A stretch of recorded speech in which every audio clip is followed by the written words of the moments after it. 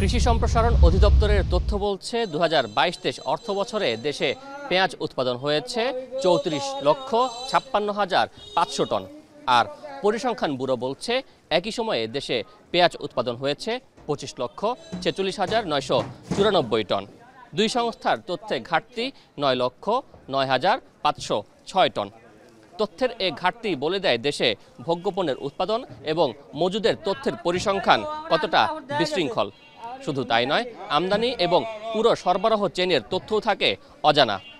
আজ আমরা দেখব তথ্যের এ ঘাটতি দেশের অর্থনীতি এবং বাণিজ্যে কিভাবে প্রভাব ফেলছে। দেশের ভোগ্যপণ্যের বৃহৎ পাইকারি বাজার খাতুনগঞ্জ। এখানে ভোগ্যপণ্য আমদানি করে অনেকেই যেমন রাতারাতি লাভবান হয়েছেন, তেমনি অনেকে হয়েছেন সর্বশান্ত। আবার বারবার লোকসানে পড়ে ব্যবসা ছেড়েছেন অনেকে। ব্যবসায়ীরা বলছেন এর প্রধান কারণ আমদানি সংক্রান্ত তথ্যের ঘাটতি। আমদানিকারক ও পাইকাররা জানান তারা মূলত অনুমানের ওপর ভোগ্যপণ্য আমদানি করেন, কারণ দেশে কখন কত পণ্য আমদানি হচ্ছে সেটি চাহিদার চেয়ে বেশি না কম, কিংবা আমদানির পর কী পরিমাণ পণ্য বাজারে আসলো সে তথ্য কোথাও সহজলভ্য নয়। এতে যখন হুমড়ি খেয়ে সবাই আমদানি করছেন তখন দাম পড়ে গিয়ে লোকসানে পড়েন অনেকেই। আমাদের পরিসংখ্যানটা যদি ঠিক না হয় তাহলে প্রত্যেকটা জিনিসের সেরকম হবে। যেমন অতিরিক্ত পণ্য আনার ক্ষেত্রে আমাদের দেশের যে ডলার হয়ে যে টাকাগুলো চলে যাচ্ছে বা বেশি আনার কারণে আমাদের গুদামে মালগুলো নষ্ট হয়ে যাচ্ছে, ফলে ব্যবসায়ীরা সঠিক মূল্য পাচ্ছে না। এতে ব্যবসায়ীরা চরম মূল্যে ক্ষতিগ্রস্ত হয়। স্বাস্থ্য এবং স্বাদের মধ্যে চমৎকার একটা ব্যালেন্স করে পীর প্রিমিয়াম আয়োডাইজড লবণ।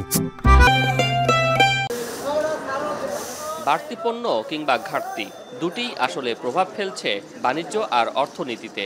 এর জন্য সঠিক তথ্য না থাকা সহ বাণিজ্য, কৃষি ও অর্থ মন্ত্রণালয়ের সমন্বয়হীনতাকে দুষছেন ব্যবসায়ীরা।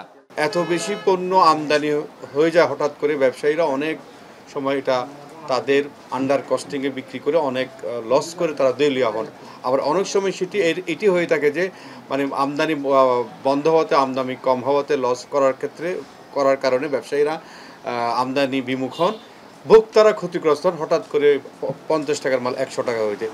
পেঁয়াজ, রসুন, আদা, ডাল জাতীয় ভোগ্যপণ্য স্থানীয়ভাবে যেমন উৎপাদন হয় তেমনি আমদানিও করতে হয়। ব্যবসায়ীরা মনে করেন এসব পণ্যের মজুদ, চাহিদা, সরবরাহ নিয়ে সরকারের সংস্থাগুলোর ডাটা একই হওয়া উচিত। সংশ্লিষ্টরা বলছেন বাজারে ভারসাম্য রক্ষায় রাষ্ট্রীয় একটি ডাটাবেস খুবই গুরুত্বপূর্ণ, যেটি সবার কাছে সহজলভ্য থাকবে। এটি হলে পাইকার বা খুচরা বাজারে চাইলে কেউ কৃত্রিম সংকট তৈরি করতে পারবে না বলে মনে করেন তারা। তথ্যের মধ্যে যে গ্যাপগুলো হচ্ছে, এটা যদি হতো না, যদি এরকম সেন্ট্রাল যদি ডাটা ব্যাংক থাকতো, তো তাহলে এখন ধরুন আপনি বেশি আমদানি হলে ওভারফ্লো হয়ে যাবে, আবার যদি কম আমদানি হয় তাকে আমাকে বেশি ব্যয় করতে হবে। এই যে ধরনের ভোক্তা পর্যায়ে হ্যাসেলটা, এটা কিন্তু হতো না। তো সেই জন্য মনে করি যে আমরা একটা সেন্ট্রাল ডাটা ব্যাংক থাকা উচিত। এদিকে তথ্যের ঘাটতির কারণে অনেক সময় ভোগান্তিতে পড়ার কথা জানায় ভোক্তা অধিকার সংরক্ষণ অধিদপ্তর।